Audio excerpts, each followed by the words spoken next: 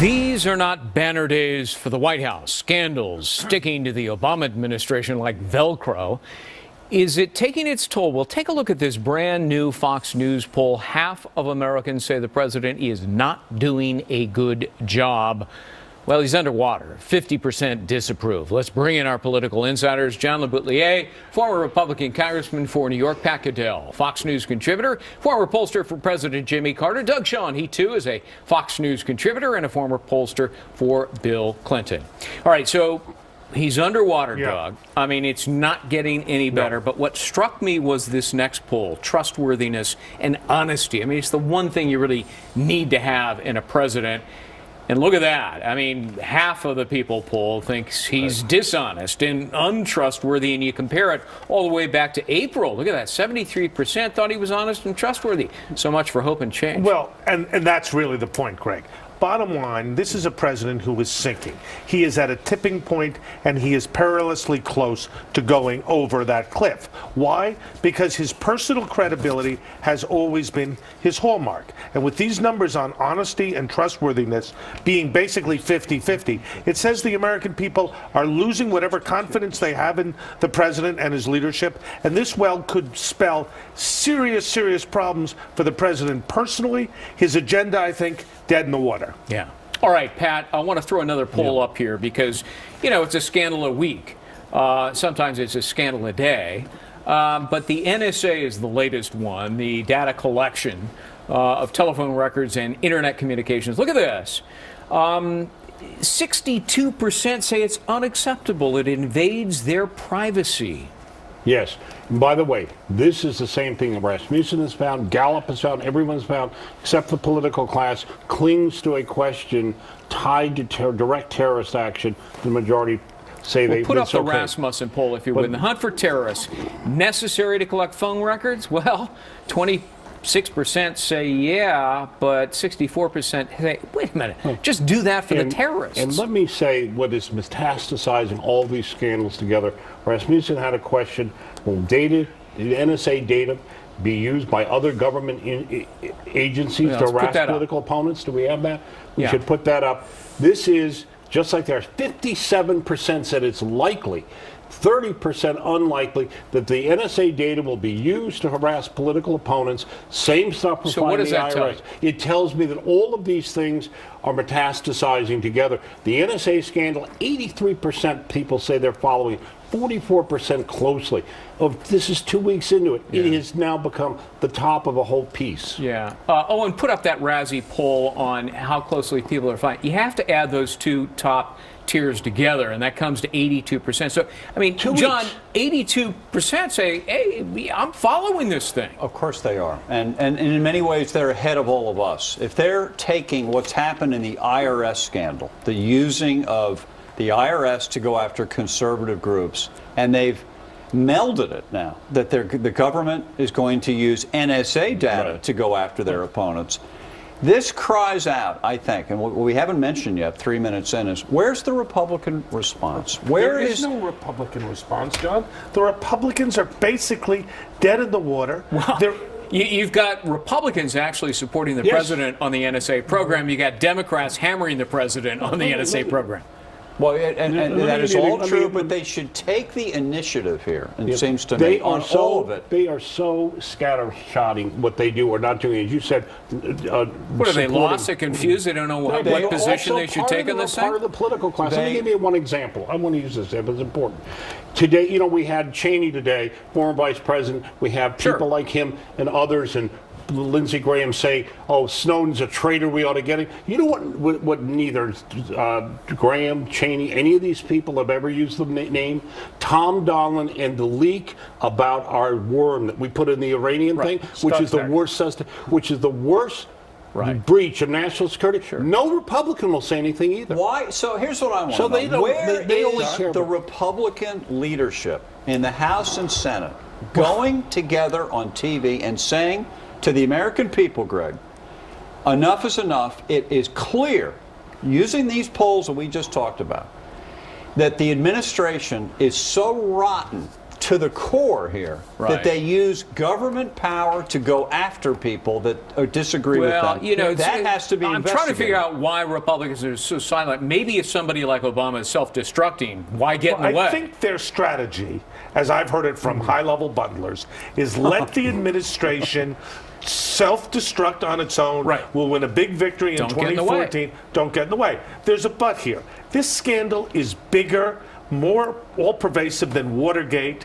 You need a coherent narrative. Which scandal? The NSA? The NSA, the IRS, Benghazi, put together. Put They're together. all part Justice snooping on reporters. Correct. Okay. This is bigger. So And you know what it's the difference bigger is? than- It's And you know more what the difference is? widespread than Watergate. Watergate was one president breaking the law, musing about breaking the law, and when we got rid of him, that was over. This thing is all over the executive branch, in the intelligence community. We can't, as people in America, we can't even find out what our But government you're making a Cancer. bold prediction. I mean, more than 30 guys went to prison Yeah, but over those Watergate were in the individuals end. and an individual scandal that was outrageous and egregious. This is the really perversion and corruption of the government in the case of the IRS. With the NSA, it's vast overreaching, no matter what you think of what's being done. And with the AP, it involves a criminalization of the job you do so well. Yeah, but Greg, why did they go to jail? Sorry, Pat, but why did they go to jail in Watergate? Because there was legal investigations of the misdeeds. There were two special prosecutors. Special prosecutors and congressional And investigations. There's the nothing Republicans, this is bigger than just more than the White House. The cancer is not just on the White House, it's on the entire government and the entire political class. Now, how do you figure that? Because they're the ones who are doing nothing about this. Benghazi, who's in the tank? John Boehner, for not going after this. He talks here. about. We won't have a select committee. We won't have a select committee. The IRS, 68%. He doesn't want to overplay his hand. Excuse me a second, Greg. 68% of the people in the poll said the White House either knew what was going on. Where is or the leadership, IRS or Greg? initiated. Where is leadership in this country on these massive scandals, these massive destructions of our basic institutions? No one is And talking freedom. about it. If you talk to a Freedoms. guy like Daryl Issa, he says, wait a minute. We have oversight. We are investigating. You're not seeing what our lawyers are doing behind the scenes. no. We revealed 2 whistleblowers in Cincinnati. We're almost near the end hell of with that. Cincinnati. This thing is not in Cincinnati. That poll that Pat just read, our poll on here, Fox poll, I know. 68% of people believe this up And in the White Whistleblowers House. say it came from Washington, courtesy of Daryl And Issa. people believe it came from the White House. And here's the point. Look at the FBI this week. At the FBI director, Mueller gets up and testifies that, oh no, I don't even know who's investigating. We have no agents. Nothing is happening in the investigation because the FBI has been turned into what it was under Nixon. Something to cover up Benghazi evacuees and the IRS scandal. 58 visits by Douglas Shulman, the then head of the IRS, to the White House, meeting at least once with Stephanie Cutter and God knows They're who rolling else. Easter eggs, Doug. Not Yeah, 158 exactly. Easter eggs. Welcome to healthcare. Exactly. Here's this Fox News poll. I mean, Americans hate the IRS to begin with because they have a reputation for being abusive. Now we really know it. But look at this. Should they be in charge of the implementation of Obamacare? 76% say no way. That is what the Republican Party should be leading with in their effort, championed by our colleague Pat Caddell, I have to say. He's been on this for Right. months. The House leadership, all they ever do is have these useless votes to repeal Obamacare. Right. We need a substantive plan to strip this thing out of Obamacare, where Obamacare would then fall of its own weight. And they've given it to us. You've which been is- saying this for a long time. I've been saying this forever, and this poll is the first time someone's asked, Fox did. And look at this, 76 to 16, Yeah. they should be removed. More than 2/3 of Democrats agree, Greg. Now, let me just give a political primer to the Republicans. It's simple.